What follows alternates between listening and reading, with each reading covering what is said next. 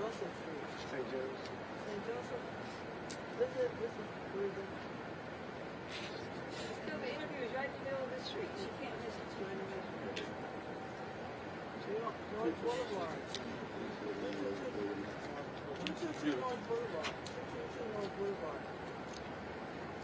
Put in 222 North Boulevard. Yeah. Okay. Come on down. You should see everybody. Thank you. I was in there. I'm right there.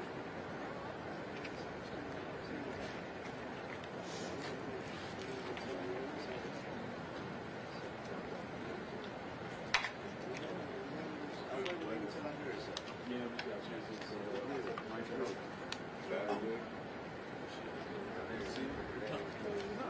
You're not picking up or you got a frequency issue?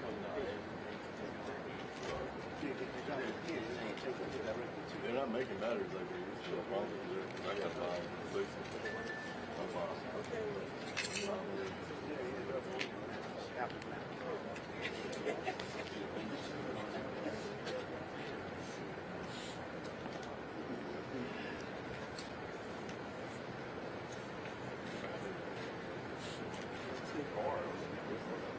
Which is right. You could open it and see her? No, because you have to share. I just said this one. Yeah, she had to share. I did see. You tell me. Tell her to open up her text. And get that map. Everybody's going to travel too. Call her right here with the city. She has our location on, so she just follow that. Yeah, I sent it to her.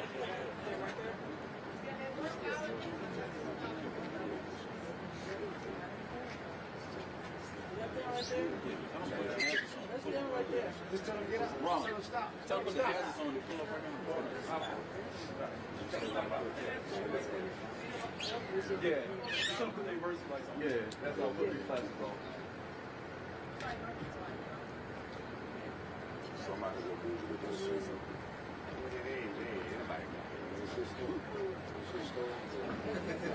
I say something, tell them Representative Edmund Jordan told them. That's right. Go ahead. Tell me. And he will represent you on the ticket.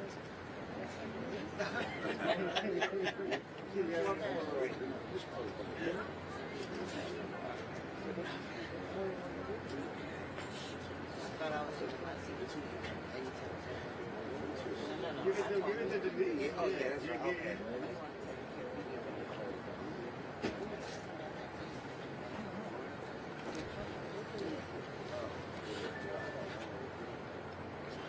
My kids, is that my kids? Oh, we literally live up the street. The yellow pepper tree, the mail. Are we waiting on anybody else? No. That's it. No, the others have to go back home. All right. Y'all ready? Yep. All right, my name is... Ready? Come on, y'all, come on.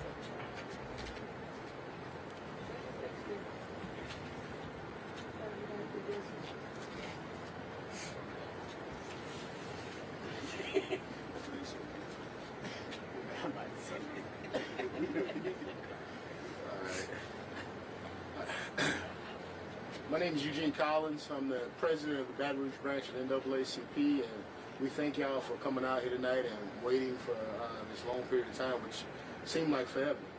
But what also seemed like forever is how long it took to get these indictments on these officers.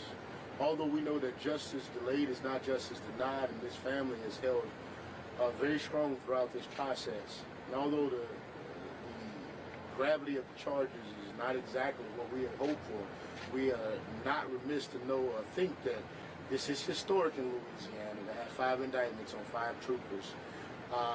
And that is a full testament to the strength of this woman, I believe, right here, Ms. Mona Harden. Absolutely.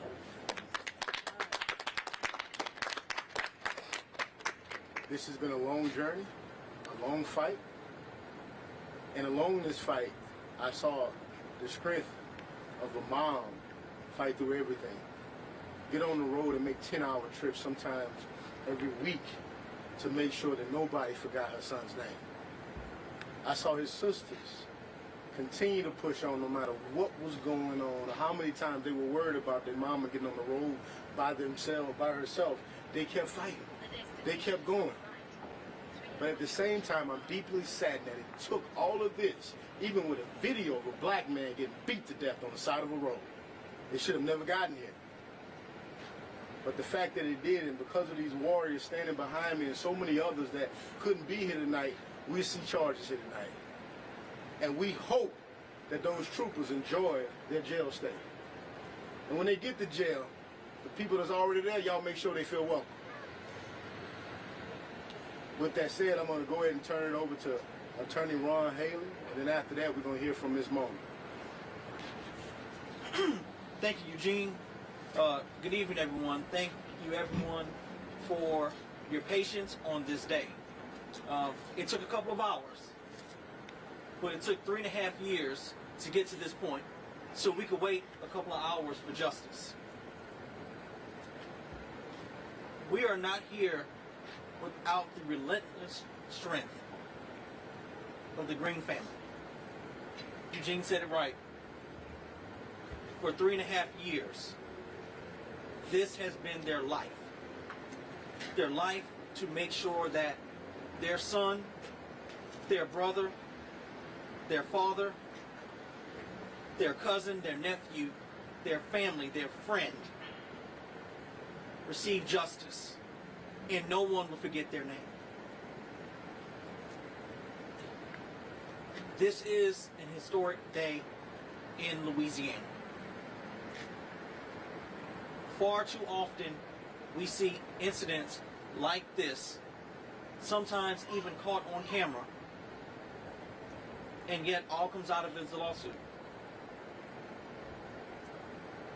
Today, the Union Parish Grand Jury chose to indict 5 officers, 3 state troopers, and 2 sheriff's deputies from Union Parish. I'll be remiss not to thank District Attorney Belton for taking this case to the grand jury and seeking criminal charges when it seemed for a long period of time no one would. Today, although the gravity, as Eugene said, of the charges may not be what everyone wants, but we claim victory today. This is just the next step in the march for justice, but it was a big step. Because the step we took today means we get to take another step. Because if the grand jury came back and did not indict any of these officers, Murderers.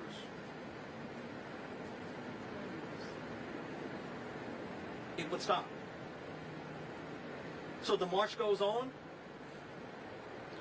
We've been marching for 3.5 years, and we will march until the end to make sure there's justice for all.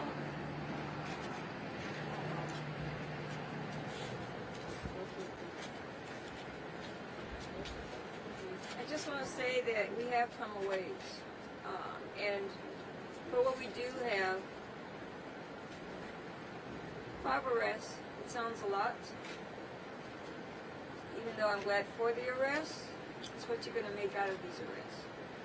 There needs to be substantial time for a cop who murders while in uniform. They need to be held accountable. Because if not, you're condoning the killing of Ronald Greene. You're okay with my son being murdered if you just give a slap on the wrist. Because these are badged officials who take it upon themselves to be judge, jury, and execution. And all I can say is this is the beginning of a lot. We're not done. We're not done by a long shot.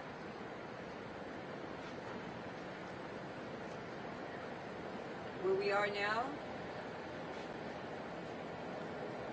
I carry every bit of it proudly for my son, Ronnie is here, I want you guys to remember his face. Remember what he said while he was being murdered by these cops. And the fact that they had no mercy till they killed him. I want y'all to remember that. These are Louisiana state troopers. The cover-up that ensued by higher-ups, I want you guys to see it all as it was. This is 3.5 years of a murder and a cover-up. Let's not forget who aided and abetted, to where we have to really struggle just to get what we got today. One step leading to many more to come. I thank you. Now we're going to hear from his sisters, Danelle and Alana.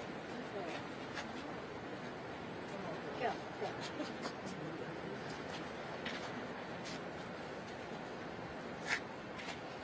Thank you all for being here tonight. Great news. I would be remiss if I didn't say something. But right now, even though it was a small victory, we're still left heartbroken, trying to pick up the pieces. The tragedy of the matter is we're still stuck on that day that we lost our big brother. 2019 people. We've been struggling and hurting and angry for a long time. But we know that this is a step to a bigger cause. This is just the beginning. So I do want to thank our team. And I want to thank those behind me who's actually stood with us for this time. And I want to thank this woman here, the best mother on earth. A true warrior. And I'm proud to call her my mother. And I want to thank you all again.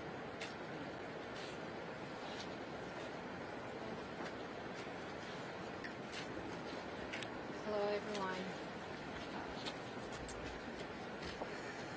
I must be honest, I'm really disappointed in the outcome, being that my brother was murdered. I mean, you guys, you saw it for yourselves. He was murdered. And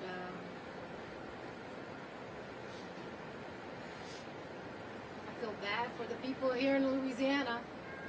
You know, I don't feel like there's public safety for, you know, black and brown people. There's no public safety. So I want to say to Governor John Bel Edwards and Attorney General Jeff Landry,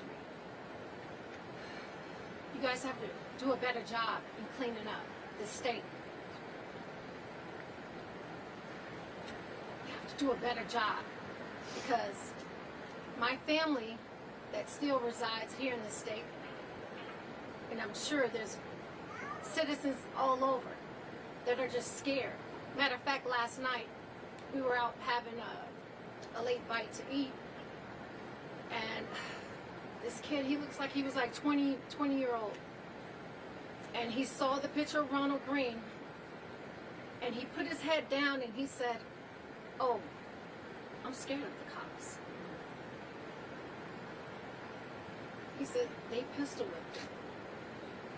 So to hear him say that, multiply that number. He's scared just like my brother Ronald Greene was scared that night.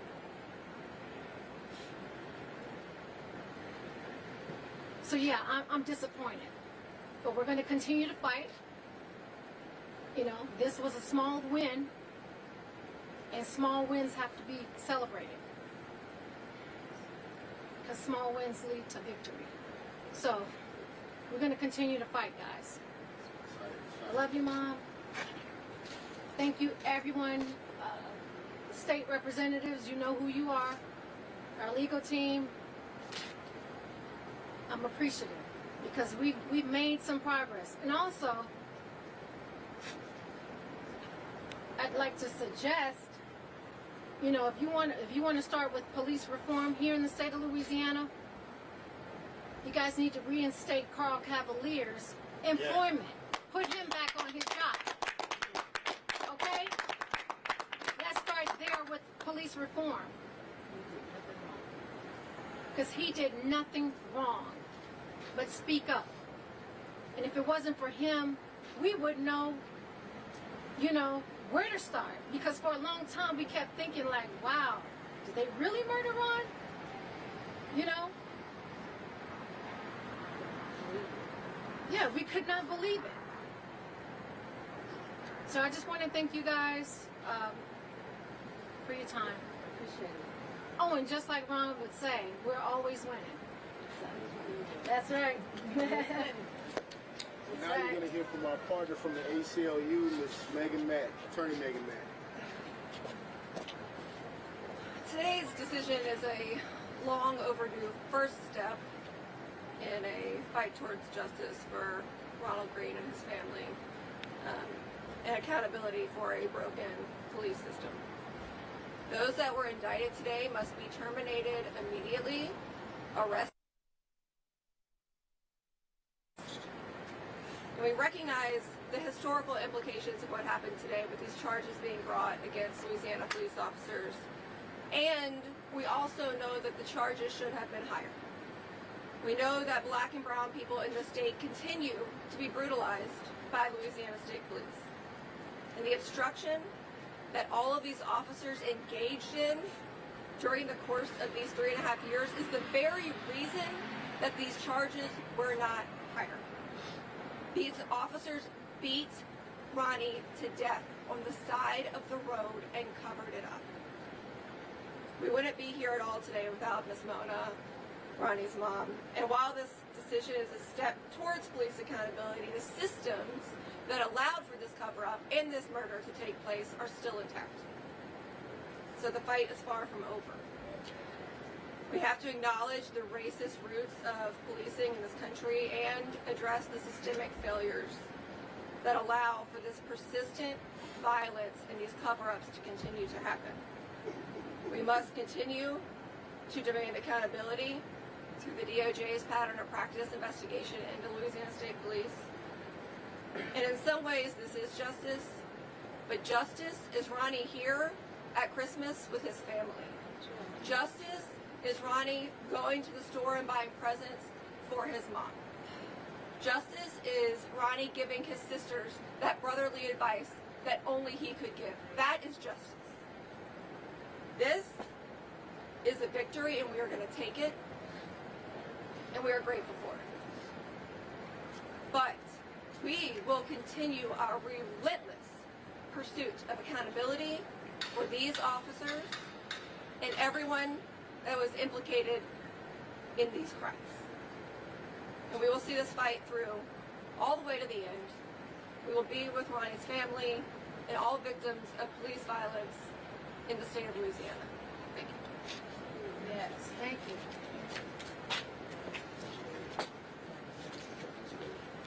At this point, we will call State Representative Denise Marcel as well as State Representative Edmund Jordan to the mic. Thank you. I think you all have heard over and over again, this is a small victory for us.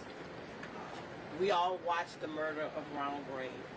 But as a legislator, I had faith in the Louisiana State Police. I no longer have that faith. And particularly since I served on the committee when we were uncovering a lot of these issues that we turned over to Mr. Belton. I am saddened that it has taken us this long to get here. I watched Ms. Mona come with her family and sit out there and hear the cover-up. It was clearly a cover-up. Yes, we have 5 recommendations for indictments on today. But we had many, many more that sat in front of our committee and lied and covered up higher-ups. And it was a layer of cover-up. So I don't want to stop at the 5. I want us to get down to the root of everybody who played a part in this cover-up. No, you weren't indicted, but you no longer need to work for the Louisiana State Police. Because if you covered it up then, you'll cover it up again. And it's systematic racism in that department. It is a real problem. We may not want to call it that, but that's exactly what it is. And it's happened over and over again. And it's not just the state police. I hate to tell you, but it starts at the local level. And we've got to dive into this thing and clean house. Yes, we have some great police officers, but on the other hand, we have those that are willing to beat up brown and black men and women, and they think they can get away with it, and they think it's okay, and it's not okay. It's not okay under my watch. It's not okay for the Greens. It is not okay for Louisiana. We ought to all be outraged when we see something like this happen. Yes, it was Miss Green's son. It could have been your son. What if it was your child that they were beating on the side of the road? What if it was your family member, your friend? We ought to be outraged. And I am slightly disappointed in the charges. And I want to see the charges are there, but this is, like they said, the first step. Because guess what? We got to get in. We had the indictment. We got to get something called a conviction. Right. That part. And I'm waiting to see what that part is going to look like. Because each and every one of them should be convicted, and more besides them, in my opinion. And so we need to stay in this fight, uncover whatever it is that's being covered up continuously, and get rid of the bad apples in the Louisiana State Police. I stand with this family and behind not only this family, but all the families in the state of Louisiana. Because they are there to protect and serve, not to beat and harass, not to kill our children. And so I'm glad to stand here with you. I've been with them all day because I told them I would be with them until the end. And that's why I'm here, because I want to see justice for Ronald Greene. Yes.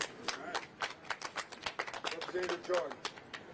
Look, thank you all for coming again. And, you know, I want to reiterate what we've heard from some other people.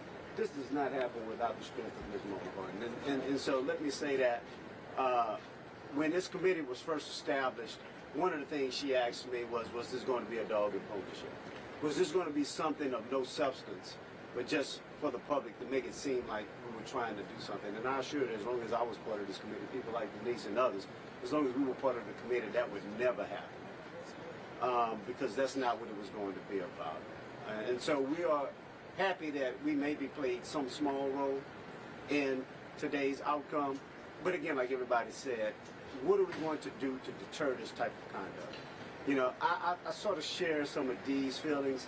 It's bittersweet to me when I saw that the indictments came down. First, I didn't think it should have taken as long as it did, but it did. But for folks like Ronnie and myself who practice in this area, we know how hard it is to even get to this point. So I understand the victory in it all. But I would tell you, my heart is still heavy, because we're talking about police accountability. And it's a sad day when we have to celebrate the justice system doing what it's supposed to do. This isn't something extra, even though it feels like it's something extra because it's so uncommon. The truth is, it should be commonplace. If you don't do your job, that you should be held accountable. That shouldn't be something that's so extraordinary that we should have a group of people here celebrate. But it happens so rarely that we understand it is something extraordinary. So I pray for the day when, if you are wearing the blue and you mess up and you don't do the job that you're supposed to do, you don't protect and serve, you are found to be guilty of misconduct, that indictments do come, that convictions do come. Because that's the only way that we deter this conduct in the future. It's not until they understand that there's going to be some level of accountability that this stops. And so while I certainly do celebrate the victory, because we do need to know what wins look like, I just hope that we get more wins when these things happen. Now let me just say that there are good officers out there and we want them to do their jobs. We want them to intervene when they see wrongdoing. We want them to speak up and not stand with that blue wall of silence when they see wrongdoing. It shouldn't take a Carl Cavalier to be one out of the bunch and then be ostracized, because what does that do? That sends the chilling effect that says if you see something wrong and you speak out, we're going to beat you down. But yet, you can do wrong, and if you're not indicted, then there's no deterrent.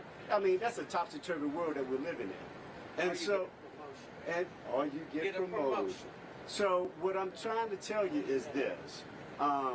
Again, I'm thankful. Thankful for the people of Union Parish. I'm thankful for D.A. Belton for bringing these charges. I'm happy. But I will tell you, you meet certain people under certain circumstances, and you don't know why people are brought together. But I just want to end with the strength of this family, the strength of this mother, because without that, I can tell you that this does not happen. Because I can tell you, as someone who served on that committee, it meant so much, not just to me, to Denise, and to the others, that every time we got on that podium in that dais, and we had to look out in the crowd and see Miss Mona and know that she had driven hours to get there, sometimes on a day's notice. That meant so much. That motivated us so much to continue to fight, to continue to uncover the cover-up, and we're not done yet. So let me be clear with that. We still have at least one meeting left that we're going to conduct, and so we'll see what comes from that. But again, I just want to thank the Greene family. I want to thank Eugene. I want to thank Ronnie and everybody else in the family for all the work that they've done, because it does not happen without them. Thank you. Thank you, Representative George. I'd be remiss if I didn't offer Carl Cavalier to come say a few words, if you don't mind.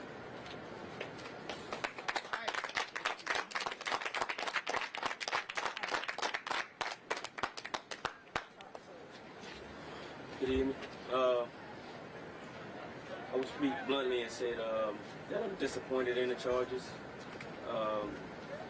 I think charging the guys on scene who were on scene, I think that was automatic. That was easy. You know, a kid could go in and charge those guys because it was on video, had audio, you know, everything, all the evidence was laid out.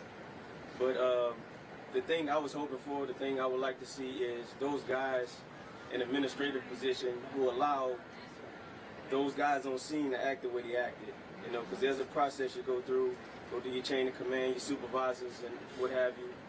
And to say that those guys will be at home with their feet kicked up, collecting a six-figure pension is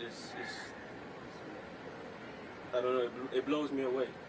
And you know, I won't even applaud to these charges or clap or get excited or anything, because you know it shouldn't have took this long.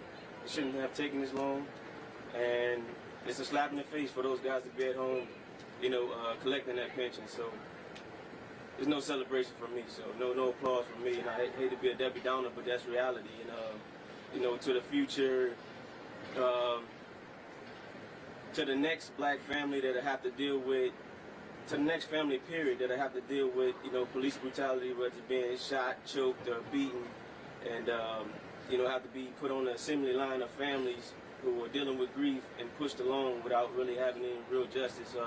You know, I wish you luck. You know, and I wish you, you know, fight the good fight.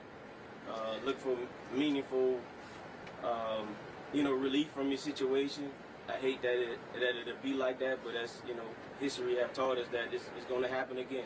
It's going to happen again. So if we don't get anything meaningful out of these situations, and charge the right people, bring the right charges, meaningful charges, these guys are not going to learn their lesson. You know, so you won't get any applaud or any, you know, smiles from me for these, you know, charges. So thank you.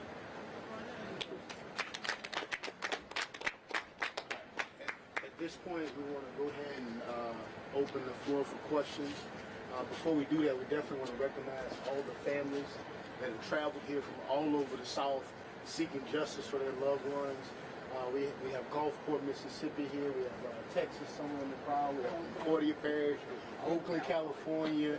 All of these families united for justice from all over this country have traveled in to be here with this family. and we want to travel and help them with their fights at some point as well. So just didn't want this moment to pass and not recognize them, but we do want to open the floor for questions. And before we do that, Representative Jordan spoke that there will be another hearing. We understand that our governor was busy the first time he was called out. If we want to talk about true transparency and really moving forward, we challenge our governor to make this next hearing. We also challenge, just like everybody here that spoke today, our two legislators, as well as the ACLU, and I'll formally say it here on behalf of the NAACP, that Carl Cavalier should be fully reinstated. It should not be a crime. It should not be something that you're punished for stepping up and saying that a man was murdered. So we call for the full reinstatement of Mr. Carl Cavalier. At this point, we want to open the floor for questions. Ms. Mona, I know your daughter, she had a direct message to Governor Edwards, Attorney General Jeff Landry. Is there something that you would like to say directly to Governor Edwards, the Attorney General, leadership within the LSP right now? What would you say to them after hearing about what happened today? To Governor Edwards, I invited him today to be here amongst with all the others that you see, and a couple other that had to go because this thing just ran its course. It's all into the wee hours of the night here. But Governor Edwards was one of them that I invited, so he could come here and share this. And as you can see, he's not here. It speaks for itself. He didn't care to show up for the whole stretch of time that the special committee wanted to hear from him. It wasn't important. The murder of my son wasn't important to address, to give any emphasis attention to. I have nothing to say to him because all his actions speaks for itself. For Lamar Davis, I'm really lost for words. All I can say is, if you're as good as a cop to make a difference, replace it another bad, gosh, I have the word, Kevin Reeves. He replaced Kevin Reeves to do a better job. Just the fact that he's in there, I feel bad for him because they put him in there to clean up the mess of the previous supervisors. All those that were allowed to retire with blessings from Governor Edwards. It says a lot for what goes on. And as it was said, this is systemic, what goes on here. It wouldn't be allowed if you didn't have help from the higher-ups. All I can say is, this is a beautiful state. And for those that are politically in charge, you have all it takes to fix this mess. Be a person of integrity. This is time to clean this up because it's nasty, it's evil, what happens here. And black and brown citizens shouldn't have to walk around. Their children shouldn't have to be mindful of where they are, at what time of the hour, night it is, that you can't be outside to play and be free.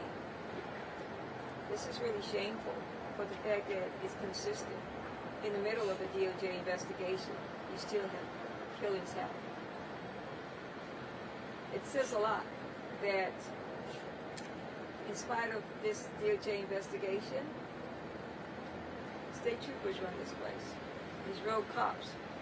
And whoever comes up for them, they're not worried about it.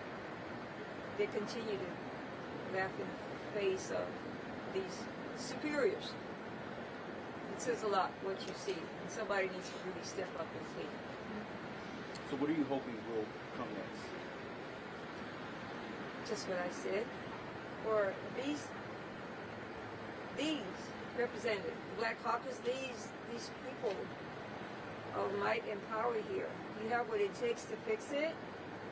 Continue to connect, continue to network, because changes are being made. I do see substantial changes. I'm so blessed in spite of what happened to Ronnie. My network of friends is just unbelievable. The people I've met of integrity quickly divides those that lack. And it's really obvious of what I see, don't have, and those that I see that do have. So all I can say is continue to fight, continue the networking, And just don't take no for an answer. You're in a position, fix it. It'll happen.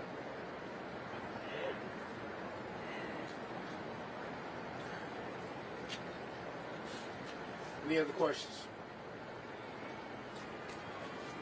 Can any of you address the circumstances surrounding, I'm referring to Carl Cavalier now. I'm sure everyone is aware that state police has dug their heels in and wants him to accept a $200,000 payment and go on. And they're very adamant on that. Is there any way that pressure can be brought about to change state police's approach to say, look, we'll let you rescind the agreement, because the state police commission, which is the only avenue for him getting his job back, is saying that we're not doing anything until that's resolved. So is there any way, especially for the lawyers, is there any way that state police can be influenced to agree to rescind that offer? He doesn't want the $200,000. He wants his job back. So can anybody comment on any ability to bring that about? So before we comment on that, I think it would be disrespectful if we didn't give Carl the opportunity to speak to that first. Sure. If you can.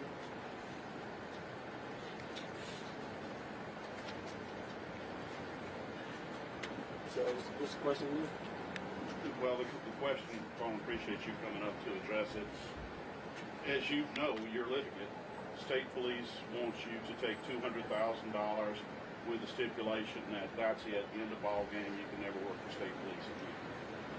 What I was asking is if pressure can be brought about, and the legislators are free to address that, or the attorneys, to get, because state police has the ultimate say-so. If they want to say, oh, look, we're good with it, we'll rescind it, but they're not doing that. They are saying we are going to proceed forward with court proceedings to enforce what they claim is a legitimate oral agreement. I know you were claiming that there never was a meeting of the minds on the whole thing, but and I hate to put you on the spot because I know you've got attorneys who may not want you to comment on it, and if that's the case, just say I can't say anything. But this could drag on for a long time, where if the state police commission is going to say, we're not giving you a hearing to get your job back, while that's still in limbo. And I know it's got to be frustrating because it drags on and drags on, but on several occasions here it's been reiterated that you ought to be reinstated. So to the extent you can comment, would you like to weigh in on that? And then if others want to chime in, because it's an actual impasse now that I'm sure has got to be unbelievably frustrating. Yeah, of course. So I won't comment on the settlement conference or any settlement negotiations or anything like that. I'll let these guys speak to it and give their opinion on it if they would like. But as far as state police reinstating me or allowing me to go through the commission hearings to possibly get my job back, I think it sends a loud message that I'm here today, I'm in this position today, seeing that I haven't committed any crimes. Seeing that I haven't committed any crimes or, wasn't involved with the ongoing with Mr. Ronald Greene, it sends a loud message that they pressed me harder than they pressed John Clary, who remained on the job, and Corey York, who remained on the job, and those guys were charged today. That says a lot. For Corey York to have charges brought against him today and remained on the job, but here I am, unemployed, since January of this year. But I'll let those guys speak to if they would like to give their opinion on the settlement. Because at this time I can't speak about it. Thank you, Carl, for commenting. Yeah. Listen. Given the fact that Mr. Cavalier is represented, I don't want to speak specifically to anything that's going on in those proceedings. I don't want anything to be prejudiced in any way. But I will say this from a practical standpoint. They punished a good cop. Right. They punished a good cop. And yet we see in cases all across the state. I'm not just talking specifically about Ronald Greene, where objective wrongdoings happen and nothing of consequence happens to those that do it. That needs to change. If you want better policing, you got to start there. And the reason why you got to start there, and again, this is practical common sense, that you want good candidates to come in. You want people that really want to protect and serve their community to apply for these jobs. But who's going to want to apply for these jobs if you know, if you're a good officer and you speak up for something that's wrong, that they're going to be after you?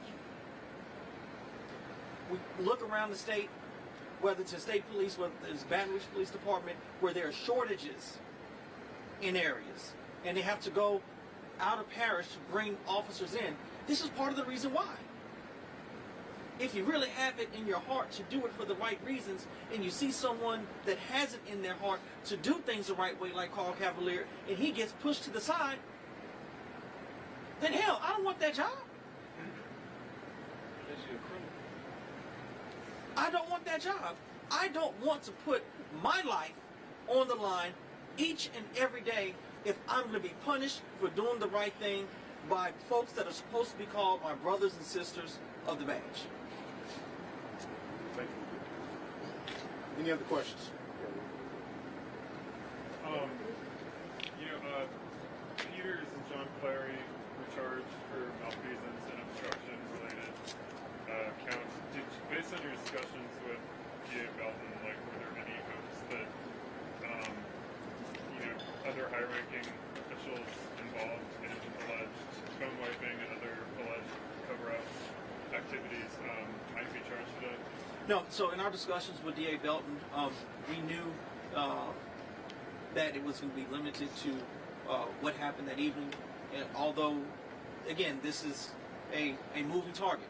This does not mean that those who were not there that participated in this cannot eventually be charged, either in state court or through the federal investigation.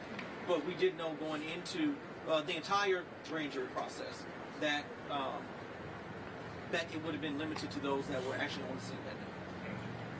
Thank you. Any other questions? Again, thank you all. Listen, this has been a long day for all of us. Thank you guys for bearing it in this weather and being patient, with this family. I truly thank the coverage that this has brought, because honestly, if it wasn't for you all caring about this issue as well, we wouldn't be here either. Thank you. No justice! No peace! No racism! No peace! Mama, can't you see? Mama, can't you see? What these people done? What these people done from me?